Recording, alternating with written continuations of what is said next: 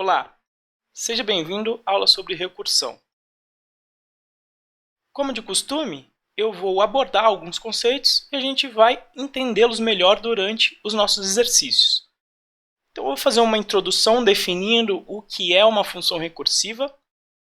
Vou falar sobre a análise de complexidade em termos de tempo e memória. Vou comentar o formato que eu costumo utilizar na confecção de funções recursivas e as peculiaridades do Python com relação à construção desse tipo de função. Uma função recursiva é simplesmente uma função que chama ela mesma para resolver um problema. É muito comum você ver esse tipo de função na matemática. Por exemplo, para você definir o fatorial. Então, você tem uma função de n que vai ter o valor de 1 se o n for menor ou igual a 1. Caso contrário, o valor da função será n multiplicado por f de n menos 1.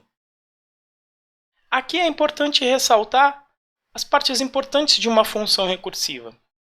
A primeira é que sempre costuma existir um critério de parada, ou seja, aquele no qual você vai retornar um valor conhecido para essa função. Nesse nosso caso, se o n for menor ou igual a 1, eu sei qual é o valor que a função retorna.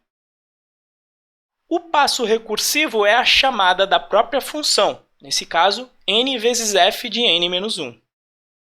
Importante notar que, usualmente, uma função costuma, em geral, diminuir algum parâmetro de forma que ele se aproxime da condição de parada.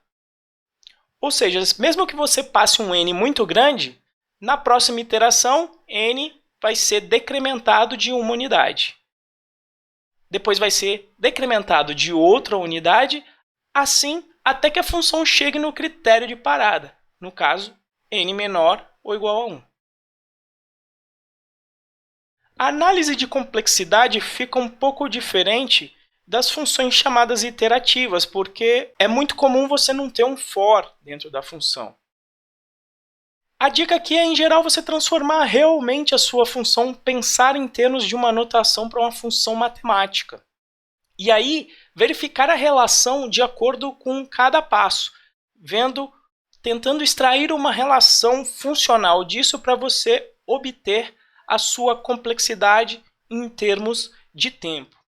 O mesmo deve ser feito para a memória, e aí você deve considerar, nesse caso, a chamada pilha de execução, que nós vamos ver durante os exercícios.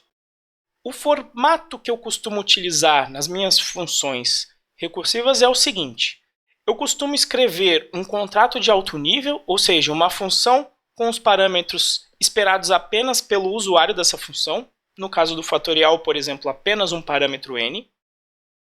Eu costumo tratar as exceções primeiro. Então, por exemplo, se você tivesse número negativo no fatorial e de repente você não quer tratar número negativo, você já quer lançar um erro, então eu trato as exceções primeiro.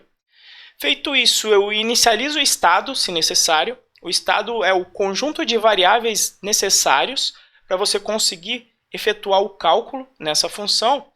E eu costumo criar uma função recursiva interna que pode conter não só os parâmetros constantes na sua função de alto nível, como também parâmetros inerentes do estado. Peculiaridades do Python com relação à construção de funções recursivas. Não possui otimização de cauda. A gente vai ver isso durante o exercício. Então, se você vem de uma linguagem que tem otimização de cauda, como o Lisp, o Python não possui. Então, em geral, o Python prefere que você resolva os problemas de forma iterativa. A pilha possui um limite de 1000 chamadas. Dependendo do tamanho do seu problema, é importante você transformá-lo em uma versão iterativa. Existe a closure, principalmente no Python 3, onde você consegue acessar as variáveis do contexto no qual a sua função interna foi criada. E sempre é possível, isso para qualquer linguagem, você transformar uma iteração em uma recursão e vice-versa. Para mostrar essa transformação, eu vou resolver primeiro o problema de min e max, que nós resolvemos na parte anterior, na sessão anterior sobre listas. E depois eu vou mostrar o Hanoi, primeiro recursivo e depois iterativo. Pode ser simples ou não essa transformação, depende muito do problema. Então é isso. Assim a gente termina essa parte de recursão.